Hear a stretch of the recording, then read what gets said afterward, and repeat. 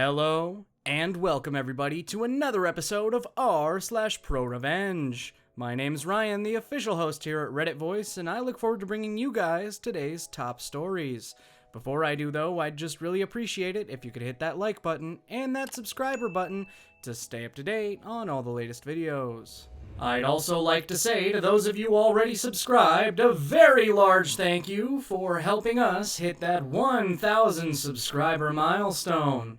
We'll have a special video coming out soon to commemorate. I froze my psycho neighbor out of her apartment. In college, my two friends and I decided to find a place together off campus. We found a beautiful 3-bedroom house with surprisingly affordable rent. The basement of the house was listed as a separate apartment, but as it had a separate entrance and the indoor stairwell had been blocked off, we weren't worried, and the thermostat was upstairs. Then the demon neighbor moved in. From upstairs, we could hear everything. This adult woman would call her mother and scream at her to pay for her cell phone bills and give her grocery money, aka Taco Bell and cheap tequila. She would scream at whatever guy she was sleeping with to bring her meth, and one day she brought home 3 puppies to scream at too. We were terrified of this woman, and the noise was hell. Also, we'd been idiotic enough to sign a lease stating that we were responsible for all utilities, period. Meaning we were now financing her gas, water, and electric. But with only 2 months left on the lease, we thought we could just ride it out. But then she started smoking. Constantly. According to the landlord, she'd quit for good when she'd signed the lease, but for good only lasted 2 days. Since it was winter, the heat was running nearly 24/7, and the smoke was wafting up from the vents. Our apartment and all our belongings began to reek with smoke. We contacted the landlord because we signed for a bloody non-smoking apartment, and he told us we lived in a state where you could technically call an apartment non-smoking even if it shared ventilation with a smoking apartment. F you, leasing laws. At this point, my roommates were heading out for a 2-week vacation. They were online students while I was residential, leaving me alone in the apartment with the demon smoker in the basement. I couldn't sleep or eat because my idiotic stomach decided to react to all of the secondhand smoke by aching or cramping constantly. After 3 days, I was a little insane, so I made a plan. I checked the forecast, lows in the 20s all week. I borrowed a friend's ultra-insulated sleeping bag, and I bought one of those ski masks with the holes for your eyes and mouth. I got to my stocking cap, my silk-long underwear, my woolen socks, and my down parka. I bought tea, hot cocoa, and ramen, and prepared to live off a diet of hot liquids. And then I turned off the heat. Day 1, she's screaming at her mother for forcing her to move into this frozen hole of an apartment. Day 2, she's screaming at her boyfriend, drug dealer, because he won't let her move in with him. Day 3, she's screaming at the landlord about how she's freezing. Day 4, the landlord's at my door. I greet him in full ski mask, parka, and stopping cap beret, looking like I'm heading out to rob Santa Claus at the North Pole. He asks me if I don't find it a little chilly in the house, and I reply I'd found all the cigarette smoke a little warm. Day 5, she's screaming about the bitches upstairs to anyone who will listen. And I'm sitting upstairs clutching my car keys and my pepper spray with 911 typed into my phone. She finally decides she's leaving and moving in with Greg, even though he just got out for stabbing Travis and he lives in that creepy house in the woods with all those a-hole biting dogs. Day 6, she's gone. I silently bless Greg. Moral of the story, there's a bloody reason the rent seems too good to be true. P.S. For those wondering, I did have a friend who worked plumbing stop by to give me some advice about how low I could go before I burst the water pipes to hell and back. When trying to get your deposit back from your landlord is like drawing blood from a stone. TLDR, landlord makes living conditions eatish, so he offers me an opportunity to move out. I convinced 2 others to move out as well. He ghosts me when I ask for my deposit, so I take him to court. I win $650, so he appeals the court's decision. In the appeal, my award is tripled to $1,800. He refuses to pay up, so I get the Los Angeles Sheriff's Department to go to his bank, freeze his account, and seize his money. Holy guacamole, this was much longer than I expected after typing it out. I've tried to shorten it as much as possible, but here goes. Back in 2018, I had a temporary internship in California at a large tech company, so I took a recommendation from a friend about a room for rent. It would be living with 5 other people, but otherwise it looked fantastic with spacious common areas, multiple huge TVs, full amenities, community rec center with pool, short drive times to multiple places of interest, and all for $650 a month, utilities included. I contacted the landlord, whom I will refer to as Bad Landlord. He seemed fine on the phone, so I sent him my security deposit to move in a month later. When it came time to move in, I discovered a few caveats that came with this low rent price. The common areas were all dusty, none of the 3 large TVs worked properly. If we wanted access to the rec center and pool, we'd need to pay the $80 a month membership fee, and all of the short drives time estimates were exaggerated, unless you were speeding at 2 times the limit. Whatever, it's not the end of the world, especially at the relatively low price, so I'll survive. But then it got worse in the coming months. Bad Landlord decided to charge us an extra $20 a month for paper towels and public cleaning supplies.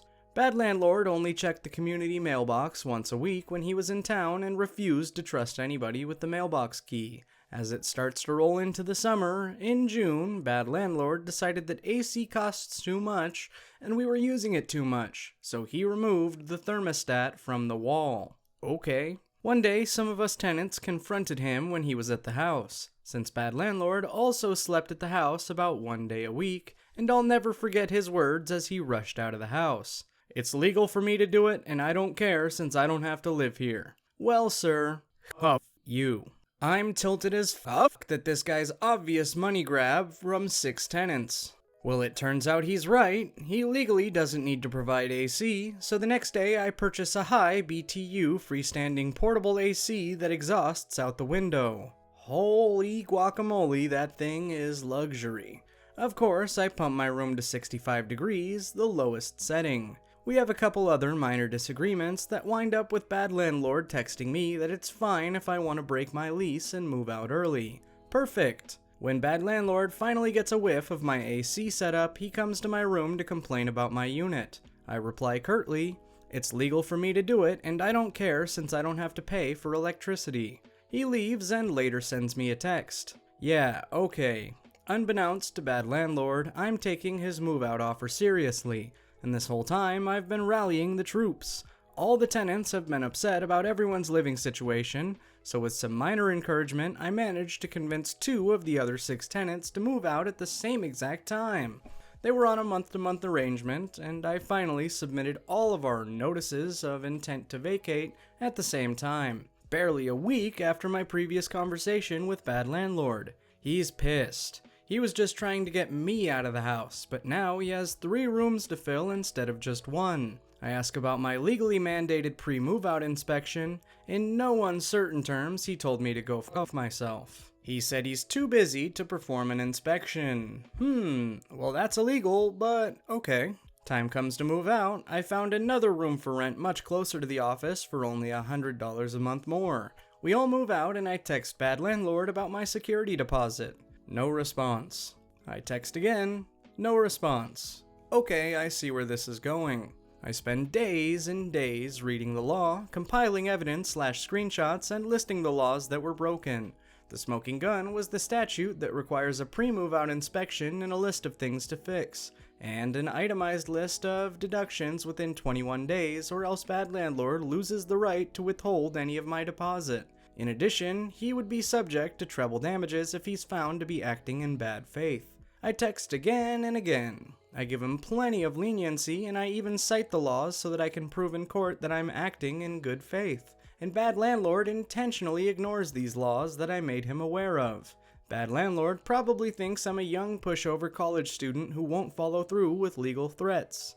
Well, sir, we're going to go to court because I'm petty as fuck when it comes to people trying to fuck me over. I file in small claims for $650 plus treble damages, plus court costs. Bad Landlord files a counterclaim of $2,000 for damages to the property, claiming I caused flooding and I broke the microwave. Okay, buddy. In response, I gather testimonies from 3 of the other tenants and I build my case into a 40-page packet of evidence, complete with page numbers, a table of contents, and descriptions for every screenshot and photo. I make 3 copies of everything and submit it to the court and the defendant, Bad Landlord. The court date is set for November and I leave the state just before Christmas, so just in time to appear in person since my internship ends and I fly home in December. He starts filing to requests to postpone the trial. He cites a doctor's appointment and the motion is granted.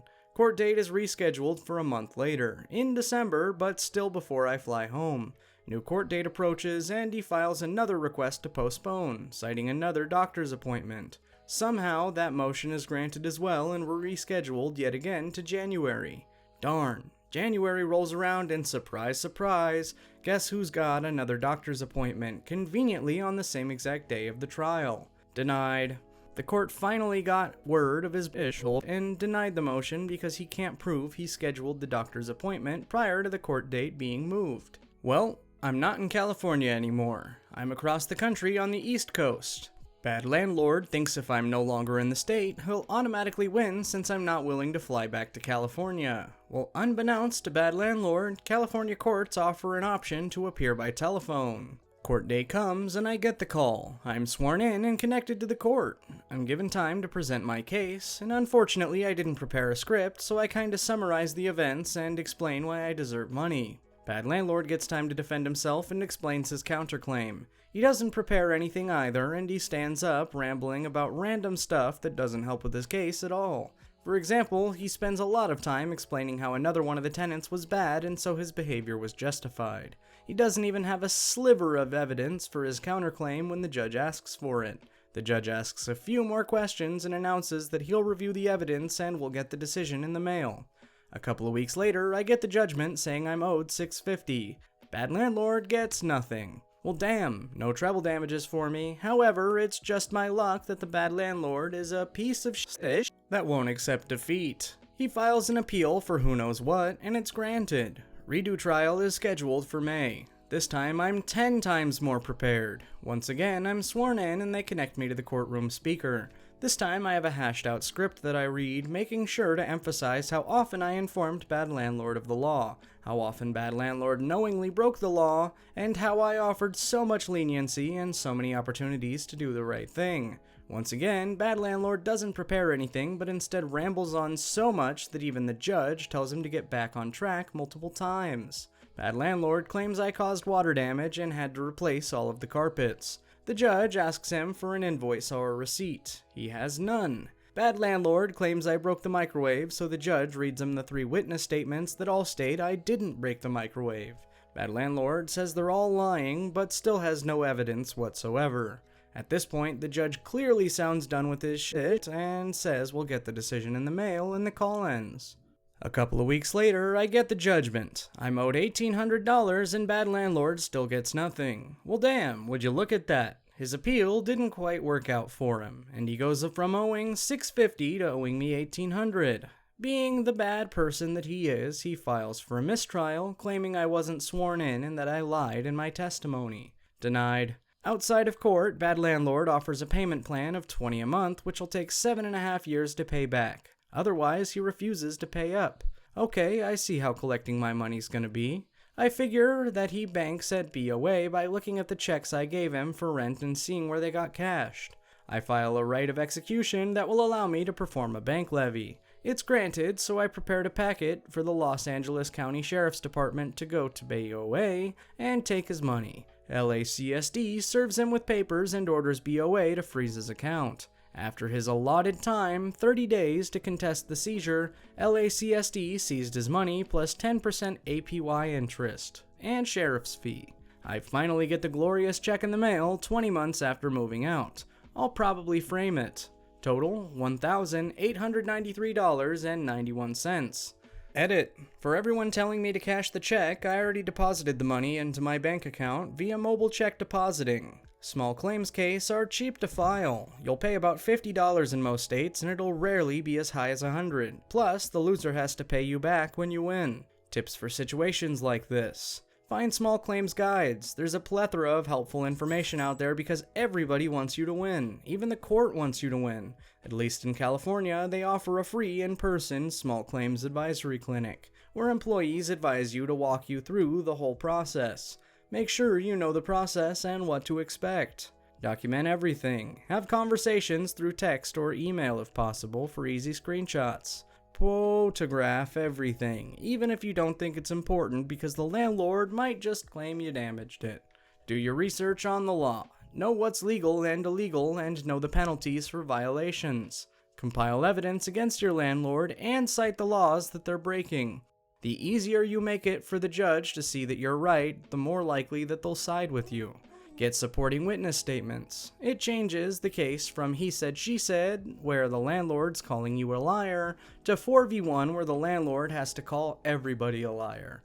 Just don't commit hearsay. LOL. Have them appear in person or have them sign and submit a declaration. Follow your procedures to the T. Last thing you want is for your evidence to be thrown out because you didn't send a copy to the defendant at least 10 days before the court date. Come to court prepared and remember the 7 Ps. Proper planning and preparation prevent piss-poor performance. Judges like people who are on top of their shit.